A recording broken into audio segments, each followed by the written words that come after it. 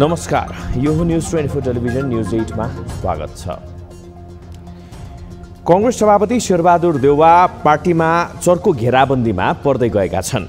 शेखर गगन समूहले मुखै फेरेर देउवालाई स्वार्थी गिरोहको नायके बनेर पार्टीलाई घर न घाटको बनाएको आरोप यति बेला लगाएका छन्। देउवा सहितको सानो गिरोहले चरम सत्तालिप्सा नछाड्दा पार्टीले सर्वस्व गुमाउनु परेको निष्कर्ष पनि छ। पार्टीलाई संस्थागत सञ्चालनमा भन्दा गुटगत स्वार्थमा हिँडाउँदाको दुष्परिणाम अहिले भोग्नु परेको देउवा इतरको बुझाइ छ।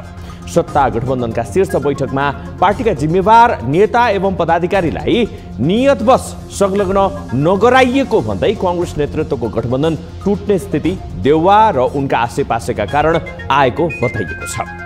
कांग्रेसले केन्द्रदेखि प्रदेशसम्म सबै प्रमुख पद गुमाउने अवस्थाको दोषी देउवा र उनको स्वार्थी झुण्ड रहेको ठहर गरिएको छ। आगामी 5 वर्षका लागि चुनावबाटै दुःखले आर्जेको सत्ताको साँचो देउवाले अर्कैलाई बुझाएको आरोप छ। कांग्रेस सभापति देउवा अहम मामिलाहरूमा समेत घनघोर मौन बसेरै टारिदिन्छन्। पछिल्लो परिस्थिति उपर देउवाको कुनै प्रतिक्रिया छैन। न त उनले नैतिक जिम्मेवारी नै लिएका छन्, न त खुलस्त धारणा राखेका छन्। कांग्रेसमा सभापतिले अब विश्राम लिनुपर्ने नैतिकताको आधारमा राजीनामा दिनुपर्ने र विशेष अधिवेशनमा जानुपर्ने माग उठ्न थालेको छ। देउवाले पार्टी परिस्थिति सम्हाल्ने के उपाय लिन्छन् त्यसले कांग्रेस पार्टीको आगामी यात्रा तय हुनेछ। देउवाले गल्ती नस्वीकार्ने र इतर पक्षले देउवाको जवाफदेहिता र राजीनामा माग्ने स्थितिले पार्टीमा विभाजनको रेखा कोरिने त होइन भन्ने सम्मको यति बेला शंका बढाएको छ। अब न्यूज 8 का हेडलाइन्स। नवनियुक्त प्रधानमन्त्री दाहाल साइत हेराएर बालुवाटार सरे, सरकारलाई पूर्णता दिनै बाँकी, गठबन्धनमा भागभण्डाको प्रयास जारी।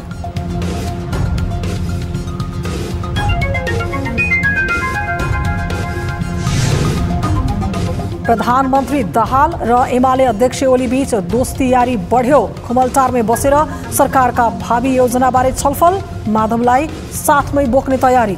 मिल्न नसक्ने कुरै हुँदैन, किन भर्खरै हाम्रो जराई उठ्यो। सत्ताको बागडोर गुमाएपछि कांग्रेस सभापति देउवा घेराबन्दीमा, इतर पक्षद्वारा विशेष महाधिवेशनको माग, पार्टीको अस्तित्व सङ्कटमा पारेको आरोप। साथीहरूले राजीनामाको कुरा उठाउनु भएको छ, गाउँ-गाउँबाट यो कुराहरू हामीलाई पनि दबाब छ। नेपाल T20 लिग अन्तर्गत बुधबारको खेलमा सुपर ओभरबाट लुम्बिनीको जित, फार वेस्ट युनाइटेड पराजित।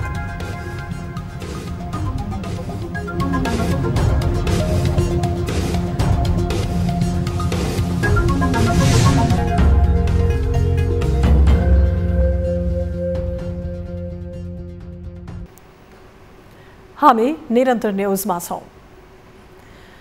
ज्योतिषीलाई साइत हेराएरै माओवादी केन्द्रका अध्यक्ष समेत रहेका प्रधानमन्त्री पुष्पकमल दाहाल प्रचण्ड बुधबार खुमलटारबाट बालुवाटारमा सरेका छन्। प्रधानमन्त्रीको सरकारी निवास बालुवाटारमा दाहाल ज्योतिष टीकाराम घिमिरेलाई साइत हेराएर खुमलटार छाडेका हुन्। ज्योतिषले साँझ 5 बजे सर्नु उपयुक्त हुने भन्दै साइत निकाले पनि उनी प्रधानमन्त्रीको रूपमा केही ढिला गरेर बालुवाटार प्रवेश गरेका छन्। प्रचण्डले नेपालको 44औं प्रधानमन्त्रीको रूपमा सोमबार शपथ लिएका थिए। 5.5 वर्षपछि बालुवाटार छिरेका प्रचण्डको प्रधानमन्त्रीको रूपमा तेस्रो कार्यकाल हो। कांग्रेस नेतृत्वको गठबन्धन एकाएक भत्किएपछि बनेको नयाँ गठबन्धन सरकारलाई पूर्णता दिने कसरतमा छ। गठबन्धन दलहरूबीच मन्त्रालयको भागभण्डा कसरी मिलाउने भन्ने विषयमा ठूला दुई दलका अध्यक्ष द्वय केपी ओली र पुष्पकमल दाहालले छलफल जारी राखेका छन्। सरकारमा नजाने बताएको राप्रपाले समेत सरकारमा जाने निर्णय गरेपछि गठबन्धनमा मन्त्रालयको भागभण्डा कसरी मिलाउने त? हेरौँ यो रिपोर्ट। जनता समाजवादी पार्टी र नागरिक उन्मुक्ति पार्टी सरकारमा सहभागी हुने नहुने बारे अहिलेसम्म अनिर्णित नै छन्। दाहाल नेतृत्वको सरकारमा एमाले, राष्ट्रिय स्वतन्त्र पार्टी, जनमत पार्टी सरकारमा सामेल भइसकेका छन्। 8 सदस्यीय मन्त्रीमण्डल विस्तार गरेका दाहालले अब थप 16 जनालाई थप्न पाउनेछन्। 24 सदस्यीय मन्त्री परिषद गठन गर्न कानूनले नै दिने भएपछि गठबन्धनका कारण पनि सरकारमा 24 जना अनुहार देखिनेमा आशंका छैन। तर यसले कहिले पूर्णता पाउँछ भन्ने विषयको अन्तिम टुङ्गो भने दाहाल ओलीले नै लगाउनेछन्। बुधबारका लागि बोलाइएको सत्ता गठबन्धनको बैठक तयारी नपुगेको भन्दै स्थगित नै गरिएको छ। यद्यपि गठबन्धनभित्र एमालेलाई 9 देखि 10, माओवादीलाई 5, राष्ट्रिय स्वतन्त्र पार्टीलाई 3 मन्त्रीसहित 1 राज्य मन्त्री, समाजवादीलाई 2 देखि 3, जसपालाई 2 र जनमत पार्टीलाई 2 मन्त्रालय दिने तयारी छ। यस्तै राप्रपाले सरकारमा जाने निर्णय गरेसँगै मन्त्रालयको भागवण्डामा संख्या थप तलमाथि हुनेछ। यसैगरी उपराष्ट्रपति र उपसभामुखमा पनि दावी गर्ने दलको संख्यामा बढोत्तरी हुनेछ। दावी जे जस्तो भए पनि गठबन्धन बलियो बनाउन उनीहरू अन्तिम कसरतमा जुटेका छन्। यही विषयमाथि दाहाल ओली बीच खुमलटारमा बुधबार छलफल भए पनि उनीहरू निष्कर्षमा पुग्न नसकेका कारण भोलिसम्मका लागि बैठक सारिएको बताइएको छ। राष्ट्रपति र सभामुख एमालेको भागमा परेपछि एमाले आन्तरिक रूपमा उम्मेद्वारको टुङ्गो लगाउने गृह कार्य थालिसकेको छ।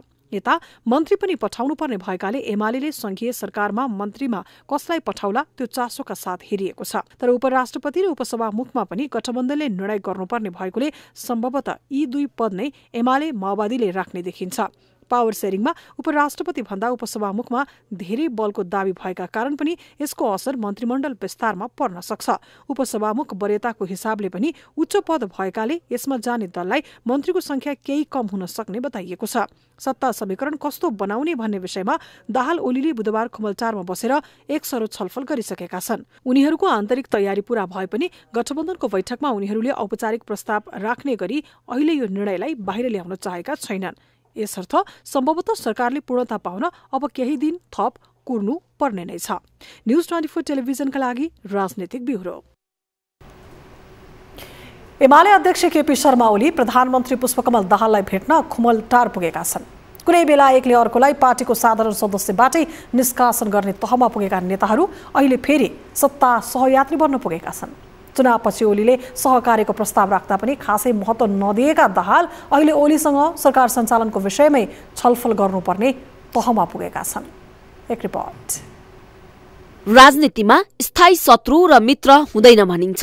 अझ कतिपयले यो भनाई मदन भण्डारीले भनेका हुन् पनि भन्ने गर्छन्। तर यसको स्वतन्त्र पुष्टि नभए पनि मुलुकको राजनीतिमा यस्ता श्रृङ्खलाले भने यी तथ्यलाई पुष्टि गर्दै आएको छ।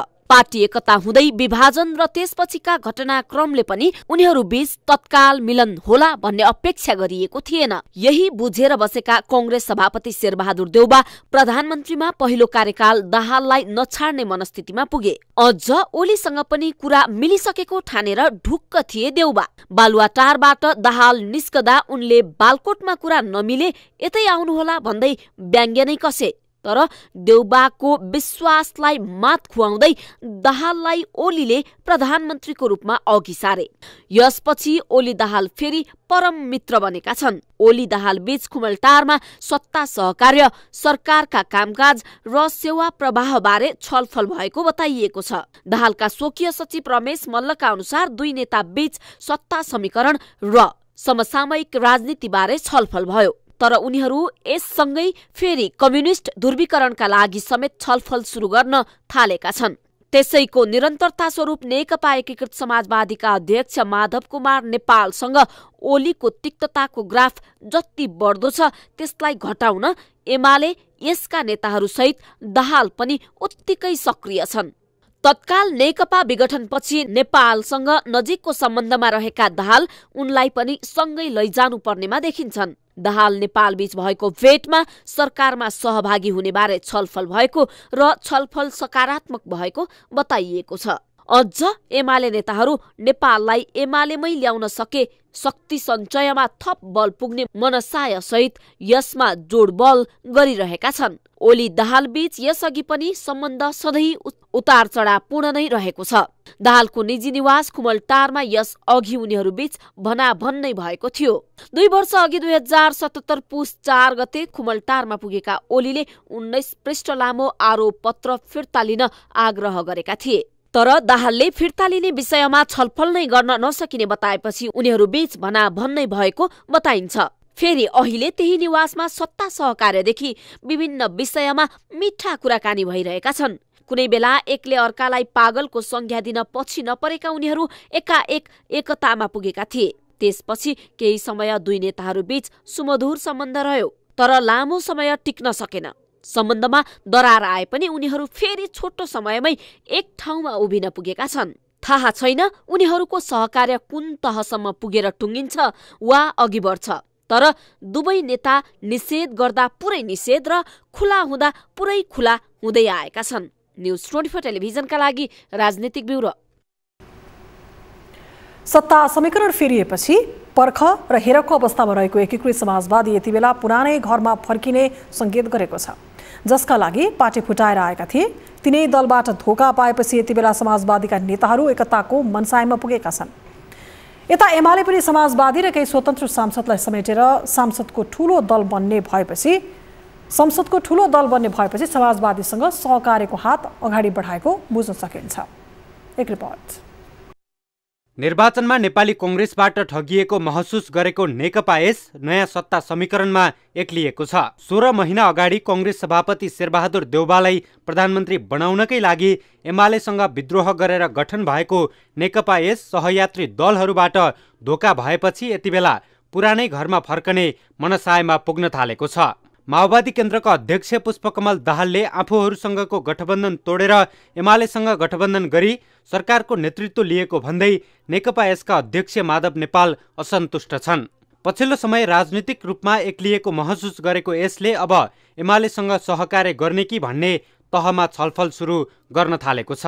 मिल्न नसक्ने कुरै हुँदैन, किन भर्खरै हाम्रो जरा एउटै हो, हाँगा भन्नाले एउटा फेड एउटै हो हैन। अलिअलि हाँगा मल्चिङ गरेर पनि हाँगा त अर्को पनि बन्न सक्छ। अब कुनै परिस्थितिले हामी अलग भएका छौँ, तर जरा फेड एउटै भएको। निर्वाचनमा अपेक्षाकृत नतिजा प्राप्त गर्न नसकेपछि नेकपा एसमा पार्टी एकताको आवाज उठ्न थालेको थियो। त्यसमा पनि जुन दलको आड भरोसामा पार्टी विभाजन गरियो सोही दलबाटै विश्वासघातको हावा फैलिएपछि समाजवादीमा थप तरङ्ग पैदा भएको छ। यति बेला पार्टीभित्रका दोस्रो तहका नेताहरू एमालेसँगको एकताका लागि सघन वार्तामा जुटेका छन्। शीर्ष तहकै नेताहरू पनि एकताप्रति सकारात्मक देखिँदै गएका छन्। एमाले नेताहरू पनि पार्टी एकताका लागि सक्रिय देखिएका छन्। सोमबार मात्रै नेकपा एमालेका नेता महेश बस्नेत र समाजवादी अध्यक्ष माधव कुमार नेपाल बीच भेटवार्ता भएको छ।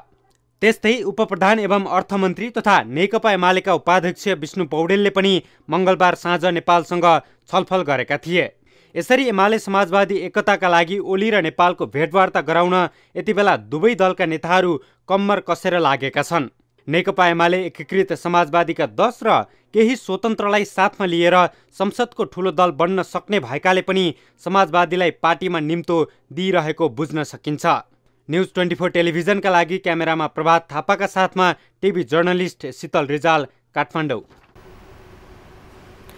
अर्थमन्त्री विष्णु प्रसाद पौडेलले मुलुकको अर्थतन्त्र काबुभन्दा बाहिर नगएको बताएका छन्। अर्थतन्त्रमा समस्याहरू रहेको र यसलाई सावधानीपूर्वक कदम चाल्दा ठिक ठाउँमा सकारात्मक दिशामा आउने बताएका हुन्। उनले अहिले सबैको साझा सरोकारको विषय आर्थिक क्षेत्रमा देखिएका समस्या समाधान खोज्ने र सबल अर्थतन्त्र निर्माण गर्न सकिने बताए। उनले अर्थतन्त्रमा देखिएका समस्या समाधान गरी सबल अर्थतन्त्र बनाउन सबैले एउटा एउटा इटा थप्दै जानुपर्ने आवश्यकता रहेको बताएका छन्। समस्याहरू छन्, यदि मिसह्यान्डल गर्यो भनेदेखि अनि त्यसपछि हामी अप्ठ्यारोमा पनि पर्न सक्छौँ। अलि सावधानीपूर्वक हिँड्यौँ र ठिक ढङ्गले कदम चाल्दै गयौँ भनेदेखि हामी फेरि ठिकै ढङ्गले अगाडि पनि बढ्न सक्छौँ भन्ने त्यो ठाउँमा हामीहरू छौँ जस्तो मैले देखेँ। अस्तिदेखि अहिलेसम्म हेर्दा बाहिर बसेर हेर्दा र भित्र बसेर हेर्दाखेरि अलिक फरक पनि देखिने रहेछ होइन। त्यो चाहिँ मैले महसुस गरेको छु। र अहिले सबैको साझा सरोकार चाहिँ अर्थतन्त्रलाई चाहिँ आर्थिक क्षेत्रमा देखिएका समस्याहरूलाई ठिक ढङ्गले चिन्ने, त्यसको समाधान खोज्ने। अर्थ मन्त्रालय भित्र र बाहिर बसेर हेर्दा फरक पर्ने भन्दै मन्त्री पौडेलले त्यो सबैको साझा सरकार अर्थतन्त्रको आर्थिक क्षेत्रमा देखिएका समस्याहरूको समाधान खोज्ने र सबल अर्थतन्त्र निर्माणका लागि एउटा इटा थप्दै जानेतर्फ जुट्नुपर्ने बताएका हुन्। राहदानी लिन सेवाग्राहीको भिड लाग्न थालेपछि उपप्रधान तथा गृहमन्त्री रवि लामिछाने राहदानी विभाग निरीक्षणमा पुगेका छन्। मन्त्री लामिछाने बुधबार दिउँसो त्रिपुरेश्वर स्थित राहदानी विभाग पुगेर त्यहाँको अवस्थाबारे जानकारी लिएको उनको सचिवालयले जनाएको छ। सोमबार मन्त्रीको शपथ लिएका उनले मंगलबार राहदानी विभागका अधिकारीहरूलाई बोलाएर त्यहाँको समस्या बुझेका थिए। विभागमा सेवाग्राहीको अत्यधिक भिड हुने गरेको छ। पुष्पकमल दाहालको नेतृत्वको सरकारले मन्त्री परिषद बैठकमै राहदानी र लाइसेन्स वितरणको समस्या हल गर्ने निर्णय गरेको थियो।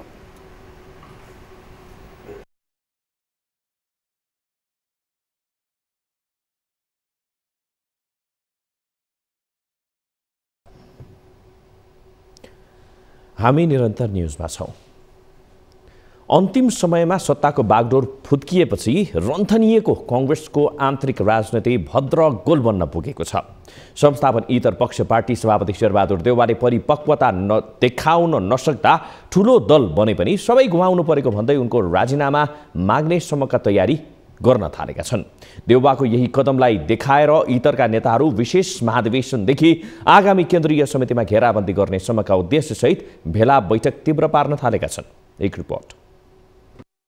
निर्वाचनमा पहिलो पार्टी बनेको नेपाली कांग्रेसले केन्द्र सरकार गुमाउँदा प्रदेशको पनि सबै सरकार गुमाउने भएको छ। माओवादीसँग हारेको कांग्रेसलाई अहिले आन्तरिक झगडाले थप कमजोर बनाउँदै लगेको छ। पार्टीभित्रको दबावमा देउवाले अन्तिमसम्म प्रधानमन्त्रीमा दाबी गर्दा कांग्रेसले मुखैमा आएको सबै पद गुमाउनु पर्यो। सरकार गठनका लागि तत्कालीन गठबन्धनको अन्तिम बैठकमा कांग्रेसका शक्तिशाली महामन्त्री द्वय नै अनुपस्थित रहेका थिए। पुस 10 पछि पार्टीमा इतर पक्ष सभापति देउवासँग झन चिडिएको छ। शेखर कोइराला पक्षका केही नेताहरूले त पार्टी सभापति र संसदीय दलको नेताबाटै देउवाको राजीनामादेखि विशेष महाधिवेशनको माग नै गरेका छन्। पछिल्लो राजनीतिक विकासक्रमको समीक्षा गर्नका निम्ति कांग्रेसले आगामी 22 गते केन्द्रीय समिति बैठक नै आह्वान गरेको छ। बैठकमा सभापतिको विरुद्धमा निकै कठोर ढंगबाट प्रस्तुत हुने रणनीति शेखर समूहले बनाएको छ।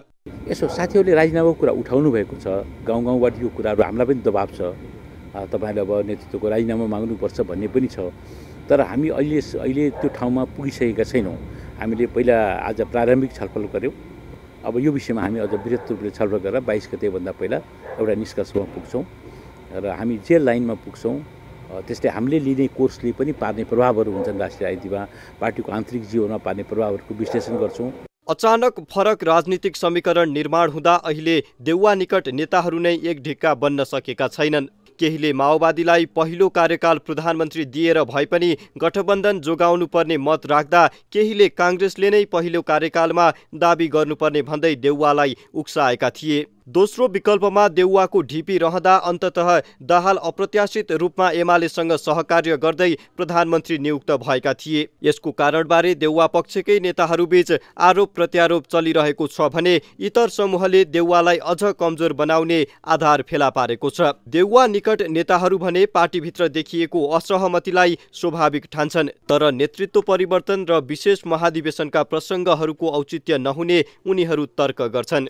प्रचण्ड जस्तो व्यक्तित्वलाई आफ्नो परिवेशभित्रै विश्वास दिलाएर जसरी हामीले सहकार्यलाई निरन्तरता दिन सक्नु पर्थ्यो त्यो सकिएन। त्यसैले केही हाम्रा प्रक्रियामा केही हाम्रा कार्यशैलीमा त्रुटिहरू देखिए होलान् अथवा आवश्यकता भए जति हामीले विवेक पुर्याउन सकेन होला। तर यो विषय अघि यहाँले भन्नुभयो जस्तो अब विशेष महाधिवेशन गर्नुपर्ने अथवा नेतृत्व बदल्नुपर्ने भन्ने किसिमको चाहिँ होइन भन्ने मलाई लाग्छ। अब केन्द्रीय कार्य समितिमा यो कसरी आउँछ सोही अनुसार अगाडि बढ्छ। नेपाली कांग्रेसको विधानमा पार्टी नेतृत्वले राष्ट्र वा पार्टीको हित विपरीतको कदम चालेको खण्डमा नेतृत्व परिवर्तनका लागि विशेष महाधिवेशन गर्न सक्ने व्यवस्था छ। तर नेपाली कांग्रेसभित्र त्यो परिस्थिति सिर्जना नभएकाले तर्कसङ्गत नदेखिने संस्थापन पक्षको बुझाइ छ। यद्यपि शेखर समूहका नेताहरूले पटक पटक छलफल नै गरेर आगामी केन्द्रीय समितिमा देउवालाई अप्ठ्यारो पार्ने रणनीति लिएका छन्।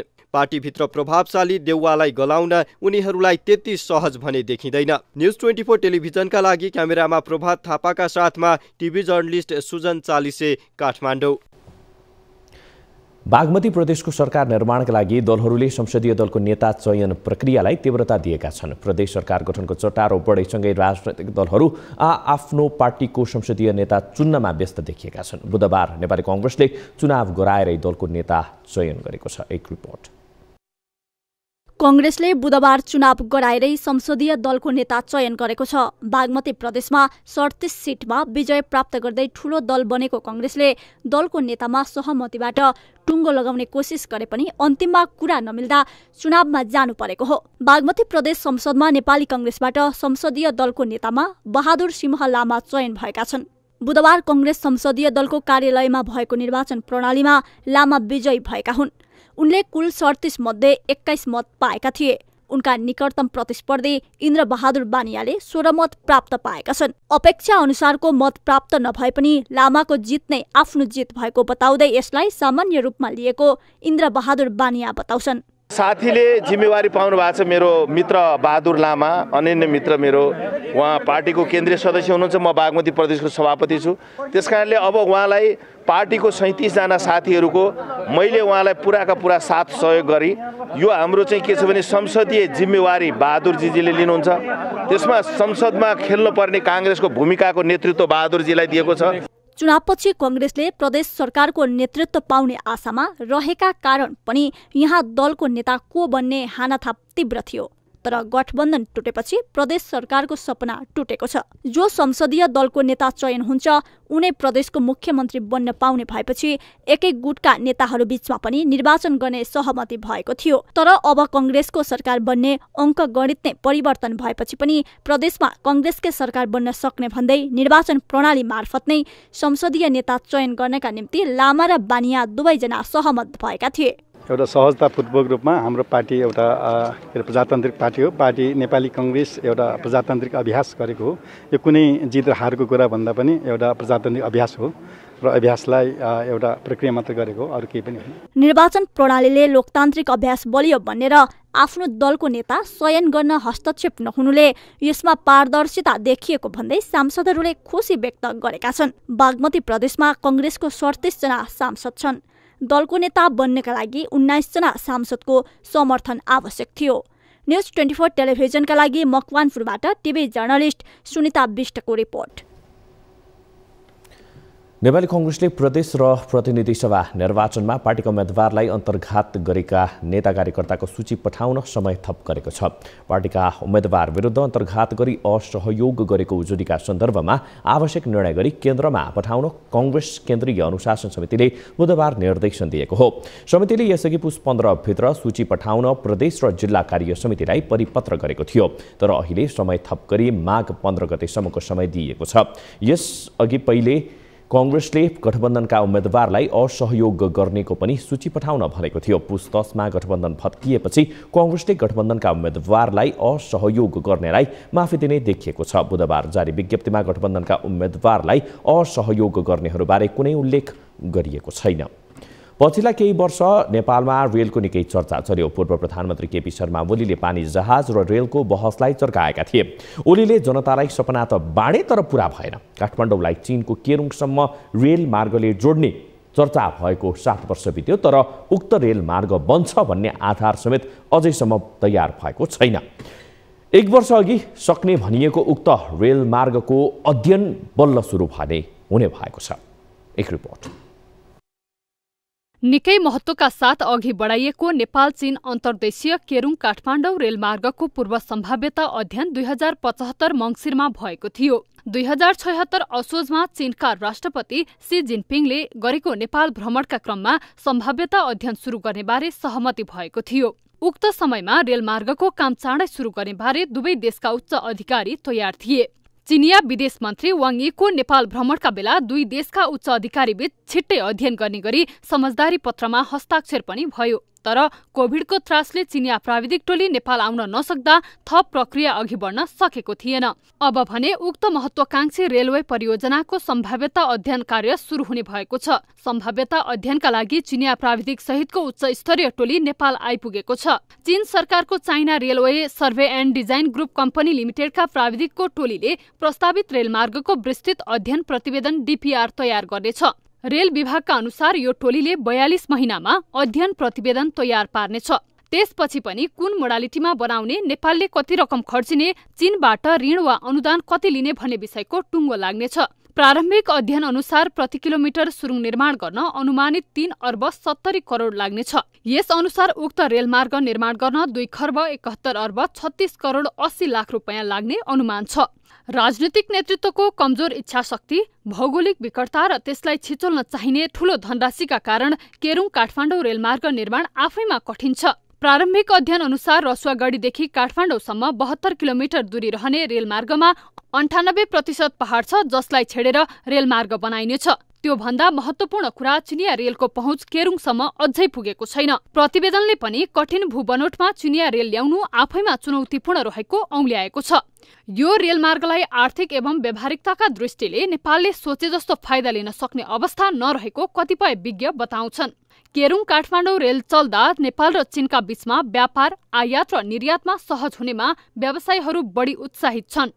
तर हामीले रेलबाट के निर्यात गर्ने त्यो विचारणीय छ। नेपाल चीनको एकतर्फी उपभोक्ता मात्रै बन्ने हो भने रेल लाभकारी होला वा झन प्रतिउत्पादक होला। आर्थिक लाभका दृष्टिले हेर्ने हो भने तत्काल यो रेलमार्ग निर्माणको सम्भावना निकै जटिल भए पनि कूटनीतिक हिसाबले र अन्तर्राष्ट्रिय रेलमार्गको सञ्जालमा नेपाललाई जोड्नका निम्ति अत्यावश्यक देखिन्छ।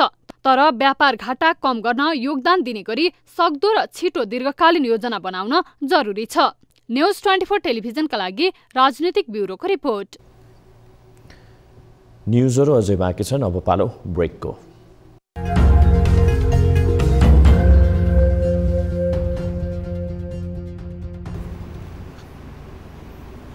हामी निरन्तर न्यूजमा छौं।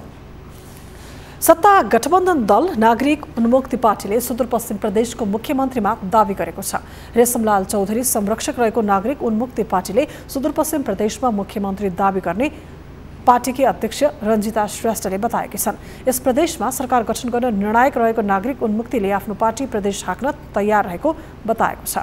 52 सदस्य प्रदेश सभामा सरकार गठनका लागि 27 सिट आवश्यक पर्छ।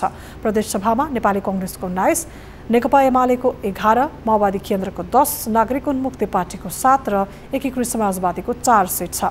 एकीकृत समाजवादीकै एक नेताले स्वतन्त्र हैसियतमा चुनाव जितेका छन्। सरकार गठनका लागि नेपाली कांग्रेस र एमाले जुन दलले प्रयास गरे पनि नागरिक उन्मुक्ति पार्टीको साथ लिनै पर्ने बाध्यता छ। तर संघमा माओवादी केन्द्रका अध्यक्ष पुष्पकमल दाहाललाई प्रधानमन्त्री बनाउन नागरिक उन्मुक्ति पार्टीले समर्थन गरेको छ। जनता समाजवादी पार्टी नेपालको केन्द्रीय कार्यकारिणी समितिको बैठक पुस 16 गते बस्ने भएको छ। बैठकमा राजनीतिक समितिको कार्यसूचीहरू तथा पछिल्लो राजनीतिक घटनाक्रमहरू बारेमा छलफल हुनेछ। जसपाले पुस 18 र 19 गते राजनीतिक समितिको बैठक बोलाएको छ। चुनावी समीक्षा, विधान अधिवेशन, संगठन तथा आगामी कार्यदिशा लगायतका एजेन्डाहरूमा बैठक केन्द्रित हुनेछ। जनता समाजवादी पार्टी जसपाको संसदीय दलको नेतामा रामसहाय प्रसाद यादव निर्विरोध निर्वाचित भएका छन्। जसपा संसदीय दलको नेतामा यादव बाहेक कसैको उम्मेदवारी नपरेपछि उनी निर्विरोध निर्वाचित भएका हुन्। संसदीय दलको नेताका आकांक्षी रहेका पार्टीका संघीय परिषद अध्यक्ष अशोक राई सहित कार्यकारिणी सदस्यहरू प्रकाश अधिकारी, नवलकिशोर शाह र राजकिशोर यादव कसैले पनि उम्मेदवारी दिएनन्। सरकारले अपाङ्गता भएका व्यक्तिका लागि पहुँचयुक्त भौतिक संरचना तथा सञ्चार सेवा निर्देशिका ल्याउने भएको छ। महिला, बालबालिका तथा ज्येष्ठ नागरिक मन्त्रालयकी उपसचिव जमुना मिश्रले अपाङ्गता भएका व्यक्तिका लागि आवश्यक पर्ने भएकाले सो निर्देशिका ल्याउने कामलाई अन्तिम चरणमा पुर्याएको बताएकी छन्। बुधबार काठमाडौँमा आयोजित अपाङ्गता भएका व्यक्तिको सूचना तथा सञ्चारमा पहुँच सम्बन्धी व्यवस्था, अभ्यास तथा भावी योजना विषयक अन्तर्क्रिया कार्यक्रममा बोल्दै उनले उनीहरूको शिक्षामा सूचना प्रविधिको व्यवस्था गर्नुपर्ने गरी नियमावलीको समेत व्यवस्था गरिएको स्पष्ट पारेकी छन्। अपाङ्गता भएका व्यक्तिलाई उपयुक्त भाषा, तरिका, लिपि, पाठ्यक्रम, पाठ्यपुस्तक लगायतका पहुँचयुक्त सूचना प्रणालीको माध्यमबाट तोकिए बमोजिम शिक्षा प्रदान गर्ने व्यवस्था मिलाउने भन्ने कुरा रहेको छ। त्यसैगरी अपाङ्गता भएकाका लागि निशुल्क शिक्षा र छात्रवृत्ति, निशुल्क स्वास्थ्य सेवा, सार्वजनिक सवारी साधनमा छुट र सिटमा आरक्षणको व्यवस्था गरेको पनि सरकारले जनाएको छ। कार्यक्रममा बोल्दै अपाङ्गता भएका व्यक्तिहरूले भने व्यवस्था बदले पनि आफूहरूको अवस्थामा परिवर्तन नआएको भन्दै गुनासो गरेका थिए। हामी निरन्तर न्युजमा छौँ। सडकको पहुँच नपुग्दा लामो समयसम्म बिचौलियाको बिगबिगीमा फँसेको स्याङ्जाको सुन्तला कृषकले यस वर्ष बिचौलियाबाट उन्मुक्ति पाएका छन्। बिचौलियाबाट मुक्ति पाएसँगै सुन्तला व्यवसाय गर्दै आइरहेका कृषकको आम्दानी पनि दोब्बर हुन थालेको छ। डोकोमा बोकी सुन्तलाको बजार खोज्ने कृषकले अहिले भने आफ्नै सुन्तला फार्ममा मोल मोल्याई गर्न व्यस्त छन्। एक रिपोर्ट।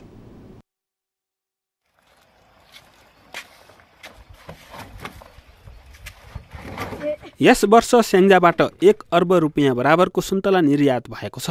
जिल्लाका ग्रामीण भेगमा पनि सडक सञ्जाल पुगेपछि निर्यात बढेको हो। विगतको तुलनामा स्याङ्जामा उत्पादित सुन्तलाले भाउ पाउन थालेपछि युवा पुस्ताहरूको सुन्तला खेतीमा आकर्षण बढ्न थालेको छ।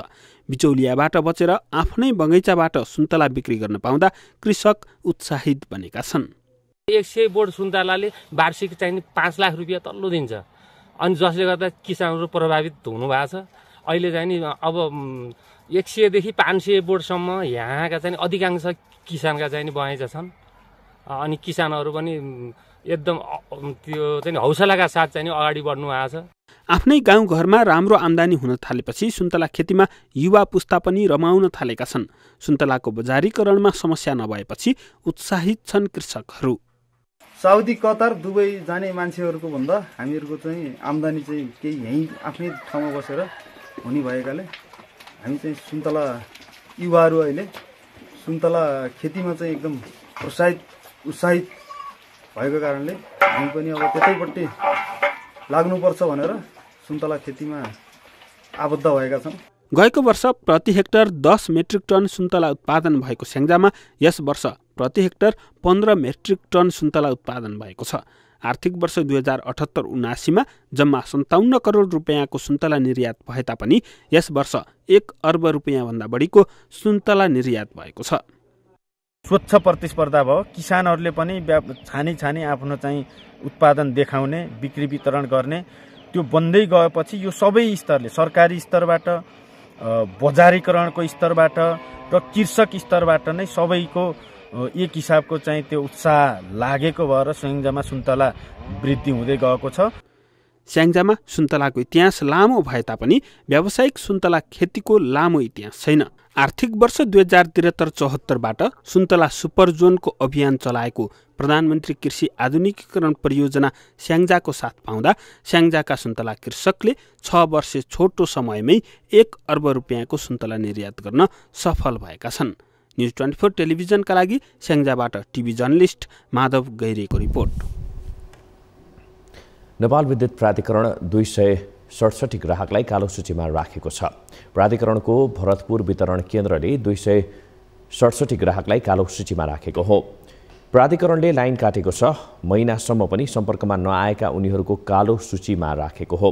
कार्यालयका अनुसार उनीहरूबाट 76,75,281 रुपियाँ महसुल उठाउन बाँकी रहेको छ। यस्तै आर्थिक वर्ष 2064-65 सालदेखि कालो सूचीमा रहेका ग्राहक समेत रहेका छन्। कालो सूचीमा पर्नेमा 215 ग्राहक रहेका छन्। औद्योगिक क्षेत्रका 40 ग्राहक, गैर व्यावसायिक 6 वटा, व्यावसायिक 2 वटा, मन्दिर, पानी आपूर्ति, यातायात, सिँचाइ 1-1 वटा ग्राहक कालो सूचीमा रहेको प्राधिकरणले जनाएको छ। कालो सूचीमा रहेका ग्राहकको 3 पुस्ते सहित सार्वजनिक सूचना निकालेर राखिएको छ। भरतपुर वितरण केन्द्र अन्तर्गत 63,949 ग्राहक रहेका छन्। उनीहरूबाट 37,64,44,133 रुपियाँ बक्यौता उठ्न बाँकी छ। बक्यौता सबैभन्दा धेरै सरकारी कार्यालयको रहेको छ।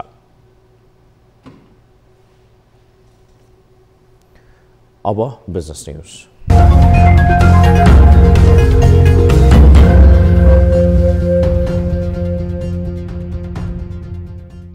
गएको साता वाणिज्य बैंकहरूको निक्षेप 20 अर्ब रुपियाँले बढेको छ। बैंकर संघका अनुसार शुक्रबारसम्म 46 खर्ब 45 अर्ब निक्षेप पुगेको हो।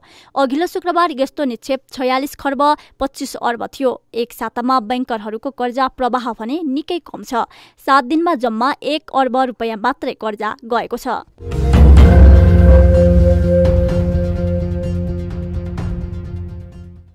यस वर्षको एनसेल वुमन आइकन आइसिटी अवार्ड शिला कंसाकार कार्कीले प्राप्त गरेकी छिन्। गत साता काठमाडौँमा आयोजित ग्रान्ड फिनालेमा सो अवार्ड प्रदान गरिएको एनसेलले जनाएको छ। नेपालको सूचना प्रविधि क्षेत्रमा क्रियाशील रहेर उल्लेख्य योगदान पुर्याएका महिलालाई यो अवार्ड प्रदान गरिँदै आएको हो। वुमन आइकन विजेतालाई एनसेलले 3 लाख रुपियाँ नगद पुरस्कार प्रदान गरेको छ।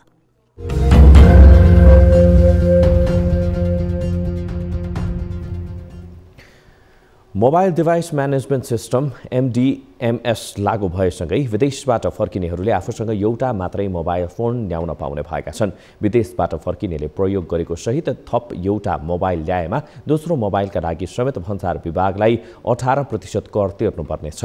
अवैध मोबाइलको प्रयोग रोक्न भन्दै सरकारले लागू गरेको यो प्रणालीमा यस्ता मोबाइल दर्ता नगराए 15 दिनपछि नचल्ने हुने भएकोले यसबाट राज्यलाई कर थपिने विश्वास लिएको छ भने अपराध रोक्न समेत सहज हुने अनुमान गरिएको छ। यसअघि विमानस्थलमा व्यक्तिले पेश गरेको स्पष्टीकरण र पृष्ठभूमिको आधारमा 2 वटासम्म फोन ल्याउन दिँदै आएको थियो। तर अब भने आफूले प्रयोग गर्ने बाहेक अर्को फोन ल्याएमा समेत कर तिर्नुपर्नेछ भने त्यसभन्दा बढी मोबाइल ल्याएमा भन्सारले जफत गर्नेछ। यसरी जफत भएका मोबाइल सरकारले टेन्डर आह्वान गरेर बिक्री गर्दै आएको छ। विभागले आगामी पुस 15 गतेदेखि मोबाइल भित्र्याउने नियमहरूमा कडाई गर्ने तयारी गरिरहेको छ। व्यक्तिले विदेशबाट मोबाइल ल्याउँदा 5% भन्सार शुल्क र 13% मूल्य अवृद्धि कर गरी कुल 18% कर अनिवार्य तिर्नुपर्ने भएको हो। यद्यपि भन्सार तिरिसकेपछि ती मोबाइलहरू वैध हुनेछन्। न्युजहरू अझै बाँकी छन्, अब पालो ब्रेकको।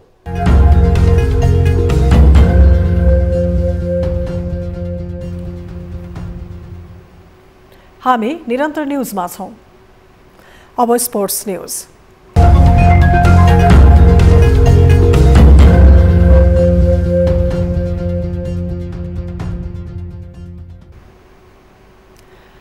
Nepal T20 league NPL cricket प्रतियोगितामा लुम्बिनी अल स्टार्सले फार वेस्ट युनाइटेडलाई हराएको छ। त्रिवी क्रिकेट मैदानमा आज भएको पहिलो खेलमा लुम्बिनीले फार वेस्टलाई सुपर ओभरमा हराएको हो। सुपर ओभरमा लुम्बिनीले दिएको 20 रनको लक्ष्य पछ्याएको फार वेस्टले 9 रन मात्र बनाएको थियो। यसअघि फार वेस्टले दिएको 138 रनको लक्ष्य पछ्याएको लुम्बिनीले निर्धारित 20 ओभरमा 9 विकेट गुमाएर 137 रन बनायो। लुम्बिनीका लागि गुलसन झाले नट आउट 36, लाहिरू मिलन्थाले 34 र विपुल शर्माले 31 रन बनाए। फार वेस्टका करण केसी र शेर मल्लले 2-2 विकेट लिए। त्यसअघि टस हारेर पहिले ब्याटिङको निम्तो पाएको फार वेस्टले निर्धारित 20 ओभरमा 6 विकेट गुमाएर 137 रन बनाएको थियो।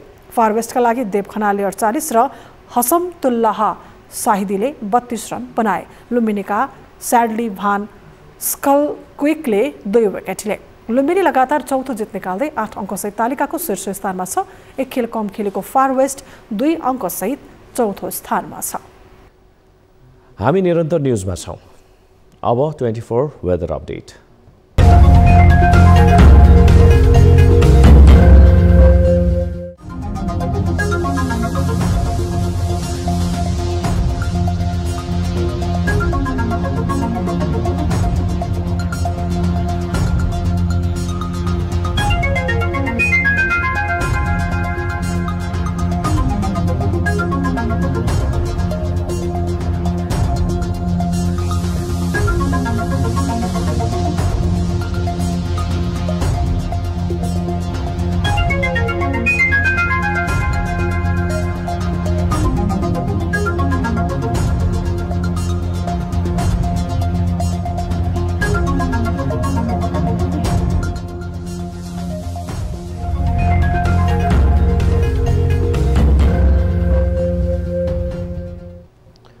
अब न्यूज 8 को अन्त्यमा पुनः हेडलाइन्स।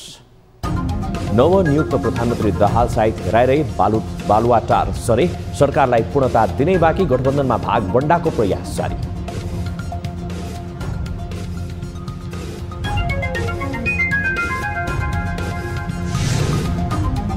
प्रधानमन्त्री दाहाल र एमाले अध्यक्ष ओली बीच दोस्ती यारी बढ्यो। खुमलटारमै बसेर सरकारका भावी योजनाबारे छलफल, माधवलाई साथमै बोक्ने तयारी। मिल्न नसक्ने कुरै हुँदैन, किन भर्खरै हाम्रो जरा एउटै हो। सत्ताको बागडोर गुमाएपछि कांग्रेस सभापति देउवा घेराबन्दीमा, इतरपक्षद्वारा विशेष महाधिवेशनको माग पार्टीको अस्तित्व सङ्कटमा पारेको आरोप। साथीहरूले राजीनामाको कुरा उठाउनु भएको छ, गाउँ गाउँबाट यो कुराहरू हामीलाई पनि दबाब छ।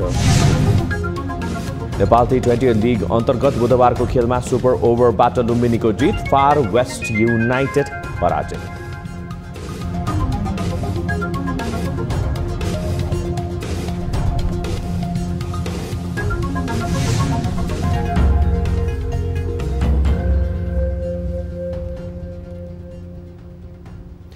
न्युज 8 अहिलेलाई यति नै। जाँदा जाँदै तालेर गालीका लागि हामीले सोधेको प्रश्न, 3 वर्षपछि रसुवागढी नाकाबाट चीनतर्फ निर्यात व्यापार सुरु भएको छ।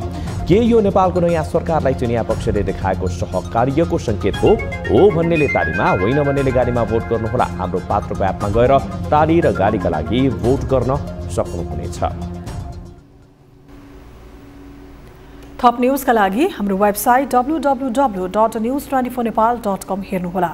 साथै हामीलाई फेसबुक, ट्विटर र युट्युबमा पनि फलो गर्न सक्नुहुनेछ। यस्तै मोबाइल, भाइबर र इमेलबाट 24 हेल्प डेस्कमा कुनै समस्या या गुनासो छन् भने सम्पर्क गर्न सक्नुहुनेछ। अहिलेलाई बिदा दिनुहोस्। हामी निरन्तर न्यूजमा छौँ। नमस्ते।